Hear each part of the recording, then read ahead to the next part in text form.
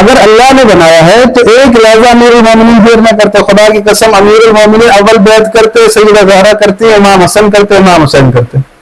دیکھیں زہرائی صاحب, آپ باتوں کو گھما رہے ہیں. جو سوالات میں اٹھا رہا ہوں ان کے جوابات آپ نہیں دے رہے. ایک لائن میں مجھے جواب دے دیں, رسول خدا کے وصال شریف کے وقت اس قرآن کی حیثیت کیا تھی؟ مصحف کی شکل میں تھا یہ؟ آسانی بڑی گستاخی نہیں. آپ خلافت راستہ پہ آئے, آپ کے پاس کہیں میرے پاس باتوں کا جواب نہیں. آپ کے لیے ایمان مفصل اور ایمان مجمل ہے. نبیوں کے علاوہ کوئی بندہ بھی ہمارے ایمان کا حصہ نہیں ہے, یہ بات ذہن میں رکھنا.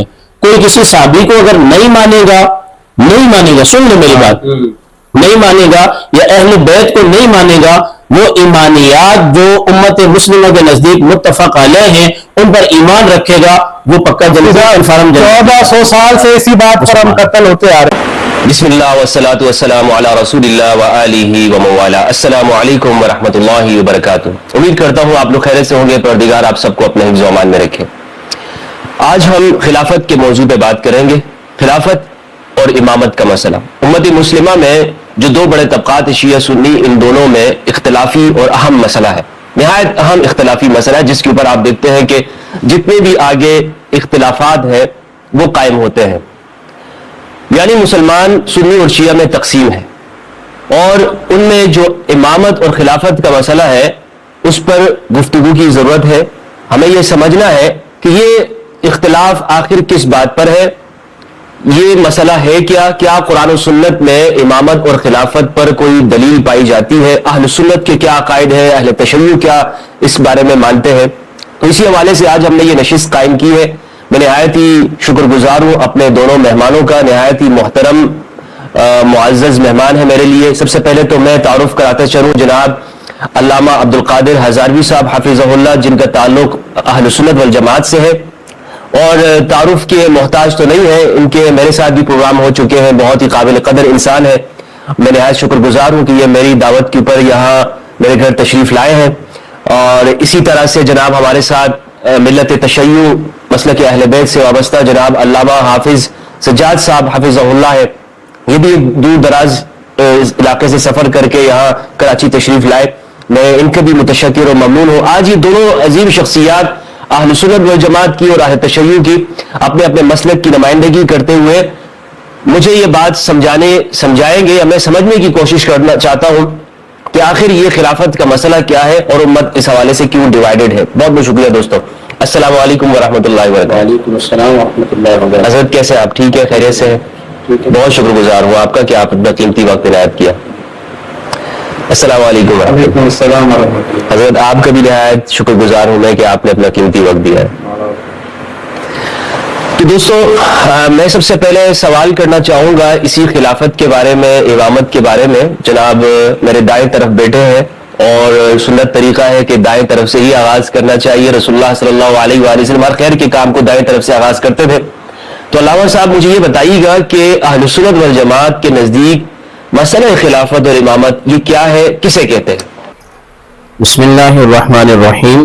وَإِذْ قَالَ رَبُّكَ لِلْمَلَائِكَةِ إِنِّي جَاعِلٌ فِي الْأَرْضِ خَلِيفَةً وَعَدَ اللَّهُ الَّذِينَ آمَنُوا مِنكُمْ وَعَمِلُوا الصَّالِحَاتِ لَيَسْتَخْلِفَنَّهُمْ فِي الْأَرْضِ كَمَا اسْتَخْلَفَ الَّذِينَ مِنْ قَبْلِهِمْ صدق اللہ مولانا العظیم وصدق رسولہ النبی الکریم. بہت شکریہ پہلے تھے آپ نے پروگرام میں مدعو کیا, اور پھر دوسرا آپ نے یہ فرمایا کہ میری دائیں جانب جو ہے بیٹھے ہوئے, اور سرکار کی سنت بھی ہے کہ بائیں جانب سے آغاز کیا جائے. تو یہ حسن اتفاق کہیے یا پھر کچھ بھی کہیے کہ ایک حدیث پاک میرے ذہن میں آتی ہے کہ سرکار دو عالم صلی اللہ علیہ وسلم تشریف فرما ہوتے تو آپ کی بائیں جانب جناب سیدنا صدیق اکبر رضی اللہ تعالیٰ عنہ ہوتے, اور بائیں جانب جناب عمر بن خطاب رضی اللہ تعالیٰ عنہ ہوتے, اور آپ کے اصحاب جو ہے وہ آپ کے پاس بیٹھے ہوتے. اور وہ قاضی صاحب نے لکھا ہے, قاضی ایاز رحمہ اللہ نے, اس طرح بیٹھے ہوتے کہ جیسے ان کے سروں پر پرندے ہیں, اور کوئی بھی نگاہیں اٹھا کے نہیں دیکھتا تھا سوائے ان دو کے. یہ نگاہیں اٹھا کے دیکھتے بھی تھے, اور ترمذی کے الفاظ میں سرکار ان کو دیکھتے بھی تھے, اور پھر تبسم بھی ہوتا تھا. یہ ہماری سنن کے اندر روایت آئی ہے. جہاں تک آپ کے سوال کا تعلق ہے تو اللہ پاک نے قرآن کریم میں اپنا جو زمین پر ایسا شخص مقرر کیا جس کو وہ احکام پہنچائے، اس کو خلیفہ کا نام دیا ہے۔ امام رضاوی رحمہ اللہ اس پر بات کرتے ہوئے لکھتے ہیں کہ خلیفہ کبھی کبھار بنایا جاتا ہے کہ جب اصل چلا جائے تو پھر اس کے پیچھے جو ہوتا ہے وہ اس کے خلفاء بنتے ہیں۔ تو چونکہ اللہ تعالیٰ کو تو اس چیز کی ضرورت نہیں ہے، وہ تو فانی نہیں ہے، وہ تو باقی ہے، تو پھر اس نے آدم علیہ السلام کو خلیفہ کیوں بنایا؟ تو اس کی وجہ یہ تھی کہ کبھی کبھار کوئی شخص اتنا بڑا ہوتا ہے، اتنی عظیم ذات ہوتی ہے کہ براہ راست اس سے احکام لینا کسی کے بس کی بات نہیں ہوتی ہے، تو وہ آگے کوئی ایسا شخص کہ جو یہاں بھی رابطے میں اور وہاں بھی رابطے میں وہاں سے احکام دے اور پھر لینے کے بعد آگے دے دے۔ تو پہلی بات یہ طے ہوئی کہ اللہ پاک نے خلیفہ کے بارے میں جو قرآن میں فرمایا ہے، خلیفہ مرد ہوتا ہے۔ آدم علیہ السلام جو تھے وہ مرد تھے، خلافت ہے بھی مرد کے لیے ہے، یعنی کہ خلافت کی شرائط جو اہل سنت کے ہاں ذکر کی گئی ہیں وہ 7 شرائط ذکر کی گئی ہیں۔ ان میں سے پہلی شرط یہ ہے کہ جو خلیفہ ہوگا وہ مسلمان ہوگا، دوسری شرط یہ ہے کہ وہ بالغ ہوگا، تیسری شرط یہ ہے کہ وہ عاقل ہوگا، اور چوتھی شرط یہ ہے کہ وہ آزاد ہوگا، غلام کبھی خلیفہ نہیں بنے گا، اور پانچویں شرط یہ ہے کہ وہ مؤنث نہیں ہوگا، مذکر ہوگا، یعنی کہ مرد ہوگا، جیسے کہ میں بات کر چکا، اور چھٹی شرط یہ ہے کہ وہ قادر ہوگا، اور ساتویں شرط یہ ہے اہل سنت کے ہاں کہ وہ قریشی ہوگا۔ ایک شرط یہ بھی ہے کہ موجود ہوگا، غائب نہیں ہوگا میرے خیال میں۔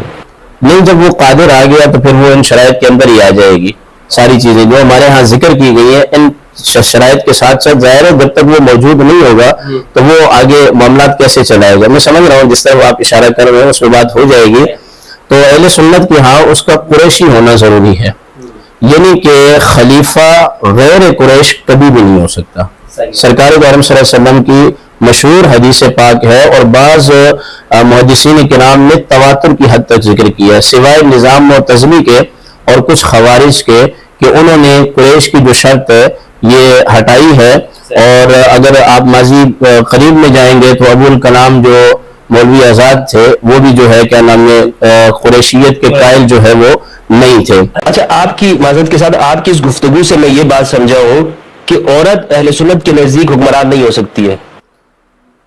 حاکم ہونا اور چیز ہے اور خلیفہ ہونا اور چیز ہے۔ اچھا، یہ الگ الگ ہے؟ الگ الگ ہے، یہ ایک چیز نہیں ہے۔ کیا فرق ہے اس میں؟ یعنی ایک شخص خلیفہ ہے لیکن وہ حاکم نہیں ہوگا، یا حاکم ہوگا وہ خلیفہ نہیں ہوگا، کیا فرق ہے اس میں؟ یعنی کہ حکومت میں صرف سربراہی ہوتی ہے، اچھا ٹھیک ہے، اور اس میں اس کی تمام باتوں کو لینا یہ ضروری نہیں ہوتا ہے، اختلاف بھی کیا جا سکتا ہے۔ جیسے آج کل ہمارے یہاں صدر ہے، وزیر اعظم ہے۔ جی جی بالکل، ان کی کئی ایسی باتیں ہیں جی، مثلا اس میں سے ایک یہ ہے کہ اگر نماز پڑھنی ہے تو خلیفہ نے آگے ہونا ہے، تو عورت اگر مخصوص ایام میں ہے تو وہ کیسے آگے ہوگی؟ تو نہیں ہو سکتی نا۔ صحیح ہے۔ تو سربراہی کی تو چلو جمہوریت ہے، اس کو تو آپ ایک طرف رکھیں، لیکن جتنے انبیاء علیہ السلام بھیجے ہیں وہ تمام کے تمام جو ہے وہ مرد تھے، اور انہوں نے اپنے جتنے جان نشین مقرر کیے ہیں وہ بھی مرد تھے۔ صحیح، یہ بات بھی ذہن میں رہے۔ حاکم اور خلیفہ میں یہ فرق ہے کہ حاکم سے اختلاف ہو سکتا ہے، خلیفہ سے اہل سنت کے نزدیک اختلاف نہیں ہو سکتا، نہیں ہو سکتا۔ اب سن لیں، اس کی کسی بات پر اعتراض بھی نہیں ہو سکتا، نہیں ہو سکتا، مطلب اس پہ ہم سوال نہیں کر سکتے، وہ معصوم ہے؟ نہیں کر سکتے، نہیں معصوم نہیں، اچھا ہاں، معصوم نہیں، معصوم نہیں ہے۔ معصوم نہیں۔ جس خلیفہ کے اندر یہ 7 شرائط پائی جائیں گی، 7 جو میں نے ذکر کی ہیں، یا ایھا الذین آمنوا اطیعوا اللہ و اطیعوا الرسول و اولی الامر منکم، صحیح، کہ اے ایمان والو اللہ اور اس کے رسول کی پیروی کرو اور اول الامر کی پیروی کرو۔ یہاں اول الامر سے مراد اکثر مفسرین کرام کے نزدیک وہ خلافت ہے جو اعلی منہاج النبوہ ہے، اور اس کا جو عرصہ ہے وہ 30 سال ہے۔ صحیح ہے، ان میں سے پہلے سیدنا صدیق اکبر رضی اللہ تعالیٰ عنہ، دوسرے سیدنا عمر بن خطاب رضی اللہ تعالیٰ عنہ، صحیح، اور تیسرے سیدنا عثمان بن عفان رضی اللہ تعالیٰ عنہ، چوتھے مولا کائنات سیدنا علی المرتضیٰ رضی اللہ تعالیٰ عنہ، اور 5ویں جو ہیں وہ امام حسن مجتبی رضی اللہ تعالیٰ عنہ، ان کے 6 ماہ۔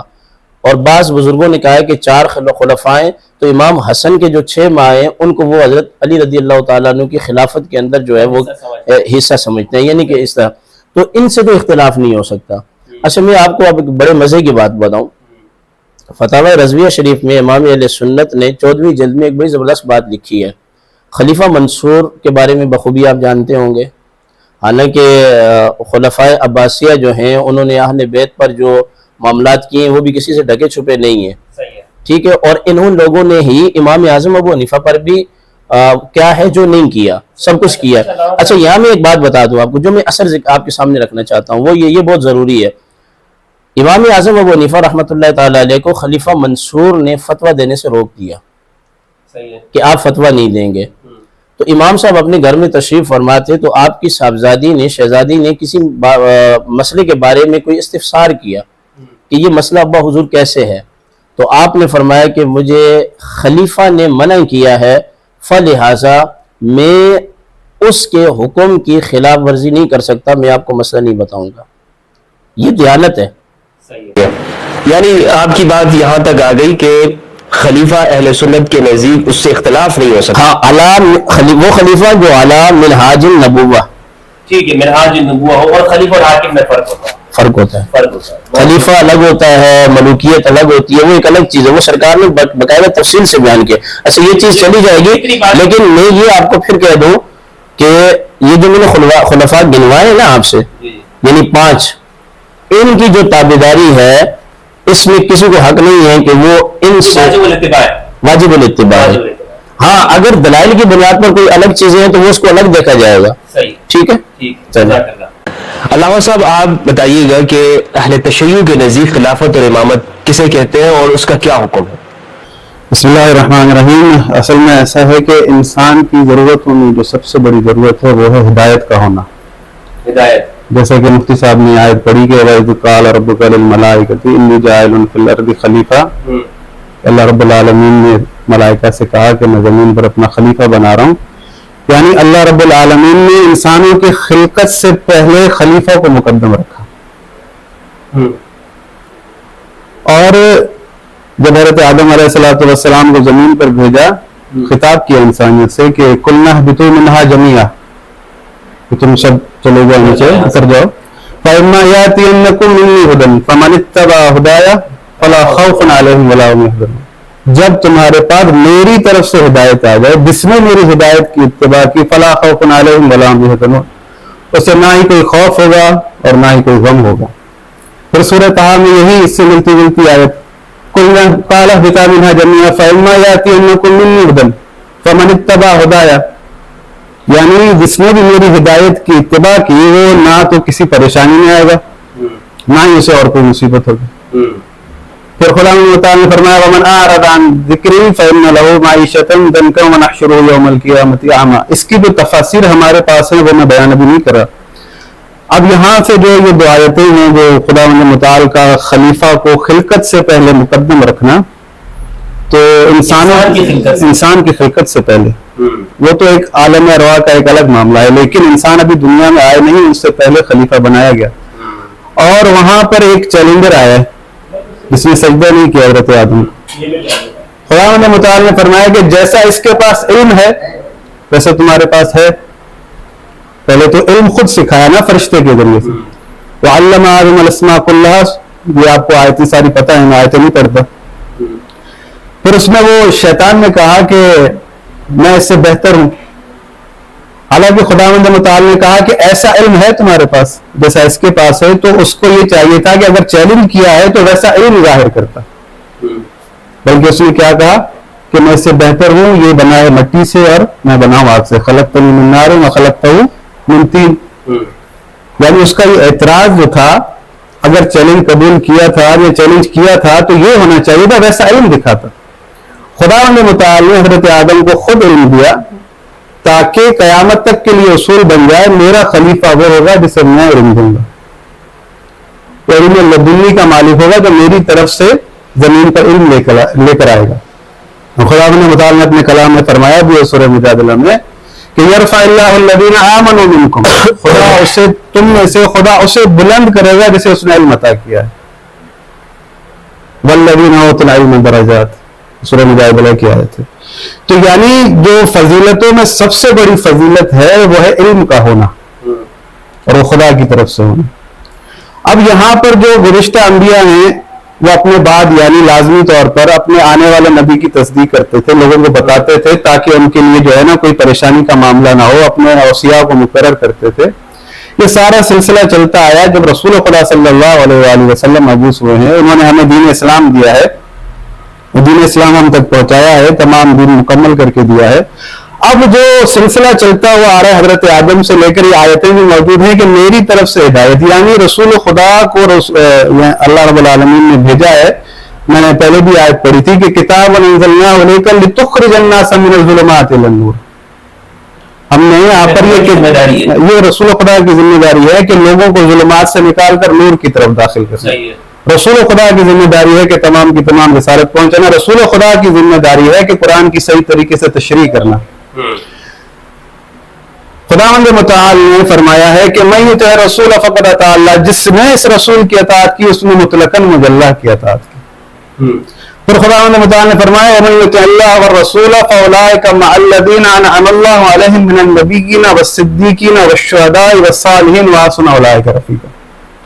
جو اللہ اور اس کے رسول کی اطاعت کرتا ہے اللہ رب العالمین اسے یہ جزا دے گا کہ انبیاء کے ساتھ ہوگا، صلحاء کے ساتھ ہوگا، شہداء کے ساتھ ہوگا، ان کی رفاقت اسے ملے گی معاشر میں۔ اس پاک و پاکیزہ اطاعت جو اللہ رب العالمین نے قرار دی ہے، رسول خدا کی جو اطاعت کر رہا ہے یعنی مطلقاً اللہ کی اطاعت کر رہا ہے۔ اب یہاں پر اللہ رب العالمین کہہ رہا ہے کہ اطیعوا اللہ واطیعوا الرسول واولی الامر منکم، اطاعت کرو اللہ کی، اس کے رسول کی، اور اولو الامر ہے تم میں۔ یہاں پر تشریح جو ہے رسول خدا کو کرنی ہے کہ اولو الامر کون ہے۔ یہ مختلف پروگرام میں بات کر چکا ہوں، یہ سوال بھی اٹھا چکا ہوں، لیکن مجھے اس کا جواب نہیں ملا، میں چاہ رہا تھا کہ اس کو دوہرا دوں۔ بات یہ ہے کہ اللہ رب العالمین رسول کے ذریعے سے اپنی اطاعت کروا رہا ہے، تو ہم اس بات کا یقین رکھتے ہیں کہ رسول خدا معصوم ہے، معصوم عن الخطا ہیں، گناہ نہیں کرتے، اشتباہ نہیں کرتے، خطا نہیں کرتے، غلطی نہیں کرتے۔ اسی اطاعت کے ساتھ اولو الامر کی اطاعت ہے، یعنی خلیفہ بھی تھا میں نے پوچھا۔ جی خلیفہ، ہاں بالکل، رسول خدا صلی اللہ علیہ وآلہ وسلم نے یعنی قرآن میں جو مطلق ہوئی ہے تو رسول خدا صلی اللہ علیہ وآلہ وسلم بتائیں گے نا کہ اولو الامر کون ہے اور کیسا ہونا چاہیے۔ الامر خلیفہ تو الگ ہے نا، جو حکمران ہے، مثلا انہوں نے بتایا کہ ایک خلیفہ ہے اور ایک حاکم ہے۔ دیکھیں یہ جو دنیا کے معاملات ہیں نا کہ یہاں پر جو حاکم بنے ہوئے ہیں یہ سمجھ لیں کہ امور کو سنبھال رہے ہیں۔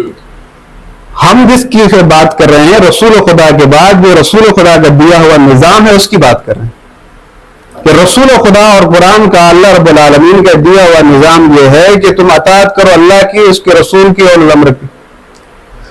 رسول خدا معصوم ہیں، ان کی اطاعت اگر ہم کر رہے ہیں یعنی جو بھی اللہ رب العالمین سے وہ پیغام لے رہے ہیں ہم تک پہنچا رہے ہیں، وہ غلطی نہیں کرتے، وہ گناہ نہیں کرتے۔ اللہ رب العالمین نے ہم پر واجب کی اپنی اطاعت، تو رسول خدا خود اولو الامر موجود ہیں، ان کی موجودگی میں اللہ رب العالمین کہہ رہا ہے کہ اولو الامر کی اطاعت کرو، تو یقیناً یہ سوال ہوا ہوگا، یعنی ہر سوال رسول خدا سے ہوتا تھا نا، وَيَسْأَلُونَكَ عَنِ الْيَتَامَىٰ وَيَسْأَلُونَكَ مَاذَا يُنْفِقُونَ وَيَسْأَلُونَكَ عَنِ الْمَحِيضِ، ہر سوال رسول خدا سے ہوتا تھا۔ وَيَسْأَلُونَكَ عَنِ الْأَهِلَّةِ، یہ سب چیزیں رسول خدا سے پوچھی جاتی تھی۔ جب یہ آیت اتری ہے اطیعوا اللہ واطیعوا الرسول واولی الامر منکم، تو کیا کبھی کسی نے رسول خدا سے نہیں پوچھا ہوگا یا رسول اللہ اولو الامر کون ہے؟ صحیح۔ اچھا جیسے انہوں نے بتایا کہ خلیفہ وہ ہے کہ جس کی مطلقاً اطاعت ہے، اس سے اختلاف نہیں ہو سکتا، اختلاف نہیں ہو سکتا۔ ہاں بالکل، دیکھیں نا ہم یہ کہہ رہے ہیں کہ رسول خدا صلی اللہ علیہ وآلہ وسلم نے اپنی زندگی کے اندر اپنی وصیت فرمائی ہے کہ میرے بعد میرے 12 خلفاء ہوں گے، کیونکہ تمام محدثین نے لکھا ہے، بخاری میں بھی لکھا ہے، مسلم میں بھی لکھا ہے کہ میرے بعد میرے 12 خلفاء ہوں گے، خود سے انہوں نے منسوب کیا ہے کہ میرے ہوں گے۔ اب رسول خدا صلی اللہ علیہ وآلہ وسلم یہ فرما رہے ہیں کہ میرے بعد میرے 12 خلفاء ہوں گے، کچھ حدیثوں میں 12 امیر ہوں گے، کچھ میں ہے 12 خلیفہ ہوں گے، اس طرح سے مختلف ہیں جو محدثین نے لکھی ہیں۔ اب بات یہ ہے کہ ہم یہ کہتے ہیں کہ رسول خدا صلی اللہ علیہ وآلہ وسلم نے اگر یہ فرمایا ہے کہ میرے بعد 12 ہوں گے تو وہ ہم تو نہیں بنائیں گے نا، وہ تو خود رسول خدا بتائیں گے کہ 12 کون سے ہیں۔ یہ تو میں پہلے بھی عرض کر چکا ہوں، خلیفہ سے اختلاف ہو سکتا ہے؟ نہیں، خلیفہ اگر رسول خدا کا وصی ہے تو اس سے اختلاف نہیں ہو سکتا، اس کی رسول خدا نے وصیت کی اور اس کی نص موجود ہو۔ اگر مثال کے طور سے خلیفہ سے اختلاف نہیں ہو سکتا، اگر یہ اس کو مان لیا جائے تو یزید خلیفہ تھا تو تو امام حسین نے اس کے خلاف خروج کیا کہ امام حسین کو رسول اللہ میں تھوڑا سا کروں گا، ناراض نہیں ہوئے گا، یزید خلیفہ نہیں تھا، خلیفہ نہیں تھا، نہیں تھا، پھر کیا تھا؟ یزید خلیفہ نہیں تھا، پھر کیا تھا بتائیں نا. وہ میں نے بتایا نا حاکم تھا. میں نے بتا دیا. اچھا وہ یہاں تھوڑا سا مغالطہ ہو رہا ہے شاید. وہ لوگ جنہوں نے ان 12 کے اندر یعنی کہ سیدنا ابوبکر صدیق، سیدنا عمر بن خطاب، یہ 4 ہو گئے، امام حسن مجتبی رضی اللہ تعالیٰ عنہ یہ 5ویں ہو گئے. اس کے بعد عبداللہ بن زبیر تک گئے ہیں، عبداللہ بن زبیر کے بعد عمر بن عبد العزیز تک گئے ہیں، اور عمر بن سنیں میں بات کی وضاحت کر رہا ہوں، عمر بن عبد العزیز کے بعد امام مہدی تک گئے ہیں.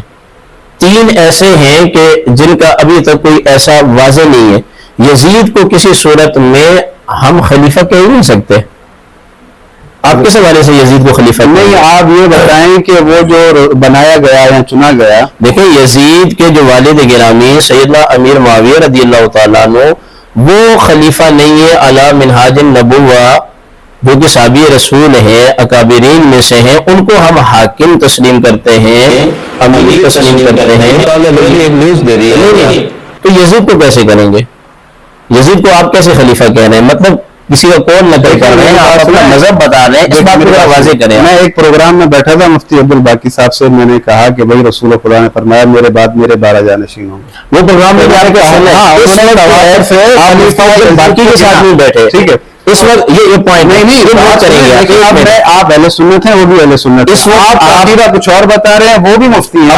اس وقت آپ عبد القادر حضاروی کے سامنے بیٹھے ہیں. ایسا نہیں ہے، آپ اہل سنت تمام کے تمام. نہیں دیکھیں میں آپ کو آپ کی کتابوں میں 12 جگہ دکھا سکتا ہوں کہ کسی نام والے اہل سنت کی کتاب خلیفہ لکھا گیا اسے، اور تاریخ الخلفاء کے اندر یزید خلیفہ موجود ہے.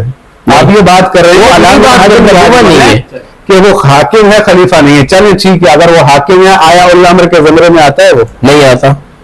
تو یہ تو آپ نے ایک الگ سا قانون میں دیا. اللہ قرآن میں کہہ رہا ہے کہ اولی الامر کی اطاعت واجب ہے، اور وہ جو ہے میں اپنی بات کر چکا ہوں، میں ختم کر چکا ہوں اپنی بات کہ 30 سال جو ہیں 30 سال کے بعد خلافت علی منہاج النبوہ ہے ہی نہیں ہے. بات سنیں تھوڑا سا، اگر وہ امام علی مقام کیسے عدول کرے؟ ایک میرا مسئلہ یہ حل کر دیں. چلیں بات کریں آپ. ٹھیک ہے، رسول خدا نے فرمایا میرے بعد میرے 12 خلفاء ہوں گے.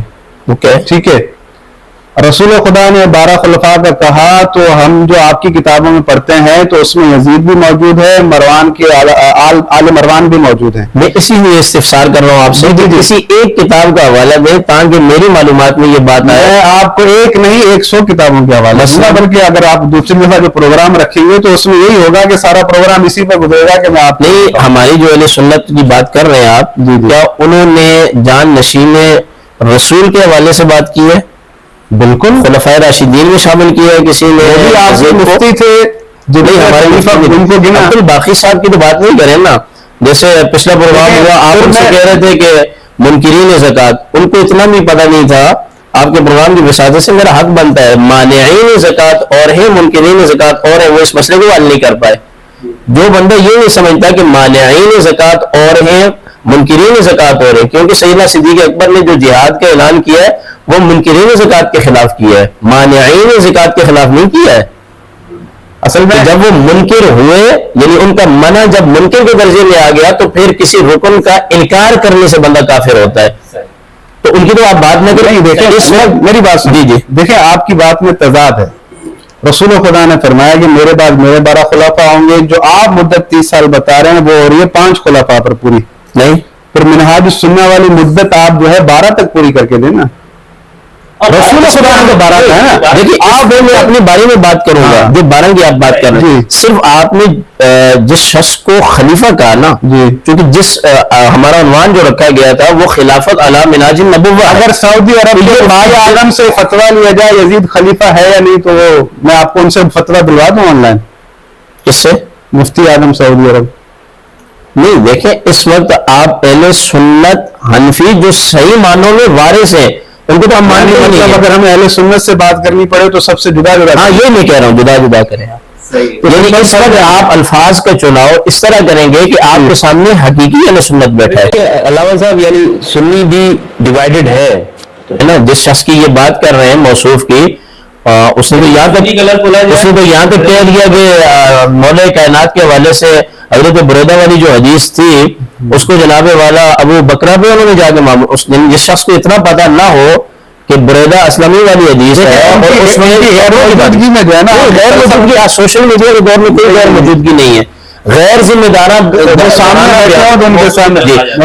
الوقت آپ جو ہے اس کی نسبت میری موجودگی میں یعنی کہ یزید کی نسبت خلافت کی طرف نہ کریں، وہ ملوکیت ہے. جب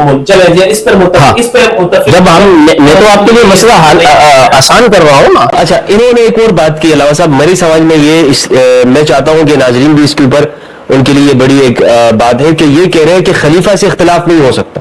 جی ٹھیک ہے، آپ کے نزدیک کیا خلیفہ کے ساتھ جس طرح آپ نے کہا کہ اگر وہ شرعی معنوں میں ہے جس طرح وسیع رسول تو اختلاف نہیں ہو سکتا ہے، تو پھر فرق کیا ہو گیا آپس میں؟ اختلاف کیا چیز ہے؟ میری بات سنیں، آپ رسول خدا کے فرمان پر غور کریں. رسول خدا نے فرمایا میرے بعد میرے 12 خلفاء ہوں گے. یہ رسول خدا کی ذمہ داری ہے، وہ 12 کون ہوں؟ رسول خدا پہلے بھی میں نے کہا تھا ایک پروگرام میں، یہاں پر لوگوں کو منجدار میں پھنسانے نہیں ہے. ٹھیک ہے، بات یہ ہے کہ آپ کو اللہ رب العالمین نے اولی امر کی اطاعت کا حکم دیا ہے. اب یہ آپ فیصلہ کر رہے ہیں کہ اگر وہ اچھا عمل کرے گا تو اس کی اطاعت کی جائے گی، اگر برا کرے گا تو اس کی اطاعت نہیں کی جائے گی. یہ فرمان رسول خدا کا نہیں ہے، قرآن کا نہیں ہے. قرآن مطلق اطاعت کی حکم دے رہا ہے، مطلق اطاعت کا. میرا یہ سوال ہے، پہلے بھی میں نے یہ سوال اٹھایا تھا کہ اللہ رب العالمین کبھی آپ کو کسی ایسے کی اطاعت کا حکم دے ہی نہیں سکتا جو آپ کو اچھا بھی بتائے اور برا بھی بتائے. پھر تو ہم مشکل میں پھنس گئے، کیونکہ اگر اس نے واجب کی ہے تو وہ معاشر میں ہم سے پوچھے گا میں نے تم پہ امر کی اطاعت واجب کی تھی، تو ہم کہیں گے کہ بھئی جو اس نے اچھا بتایا وہ ہم نے مانا، جو اس نے برا بتایا وہ ہم نے نہیں مانا. آپ نے تو نہیں بتایا، ہم نے اس حساب سے عمل کیا. یعنی ہم خود اس وقت اللہ کو سکھا رہے ہوں گے. اگر اللہ رب العالمین نے ایسا ہی آپ کو نظام دیا ہے کہ اگر وہ اچھی بات آپ کو بتاتا ہے تو آپ عمل کریں اور بری بات بتاتا ہے تو آپ عمل نہ کریں، تو یعنی اب ہم اس جگہ پر پہنچے، اس نہج پر پہنچے کہ امور کو فلٹر کریں کہ یہ اچھا ہے یہ برا ہے. تو یہ تو نہیں ہو سکتا. اگر میں اس نہج پر پہنچ جاؤں کہ امور کو فلٹر کروں، یہ اچھا ہے یہ برا ہے، تمیز کرنے لگوں، تو پھر اس مسند پر بیٹھنے کا زیادہ حقدار میں ہوں. صحیح ہے. تو یہ جو ہے نا ساری باتیں یہ اصل میں ملتی نہیں آپس میں، ٹکر کھاتی ہیں. یہ یعنی ان کا مطالبہ یہ ہے کہ آپ